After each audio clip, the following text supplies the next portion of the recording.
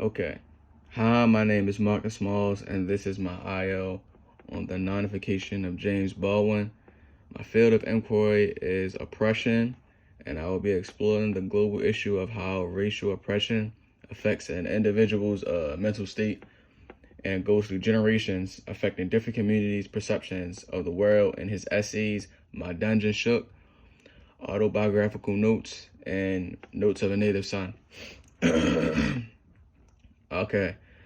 So, in in my main paragraph, My Dungeon Shook, Baldwin uses repetition. Uh, he uses it to basically, tell his nephew that, white people have oppressed Negroes for so long that, that they are basically still in effect stuck in the past history of their forefathers, meaning they still are doing the same things that their past relatives were doing. And Baldwin uses the phrase "they understand" a lot to make the reader know that the whites knew what they were doing, and they knew that they weren't better than black people, even though they thought they were. And the ones who did know that they weren't better than black people, that they were actually pretty equal, they didn't really know how to go about it.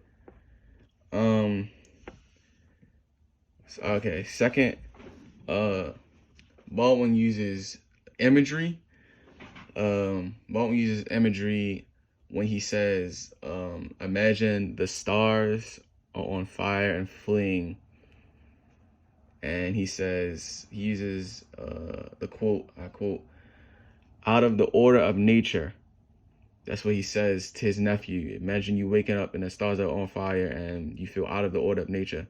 This tells me that Baldwin wants to relate the stars to the world and the fire as oppression, meaning that when his nephew is faced with oppression, he doesn't want him to poison his perception of the world and how he sees things.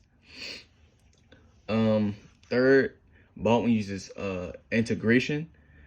Baldwin uses this because I feel like in that paragraph when he's writing a letter to his nephew, he wants to see a change in history. Like he wants to see a change in the new generation.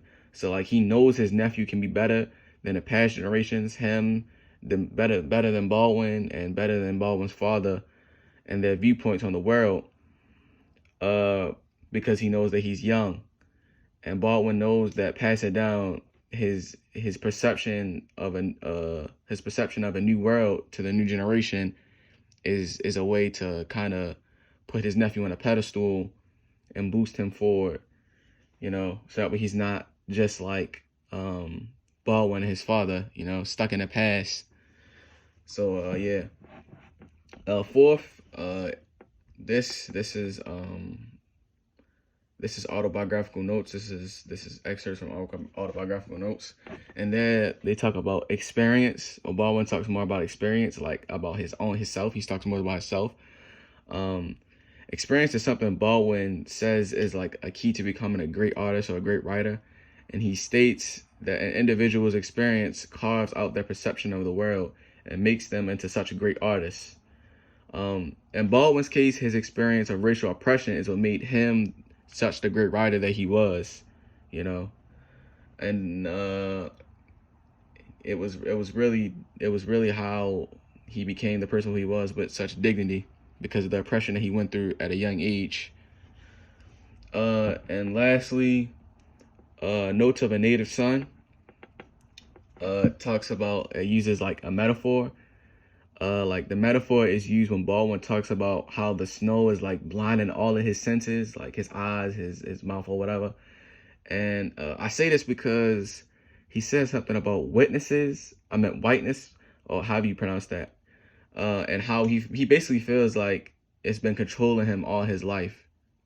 Kind of relating back to my global statement of racial oppression and how it affects generations.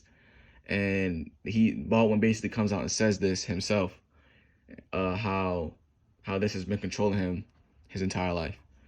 And that's it. So yeah, that's the end of my IO.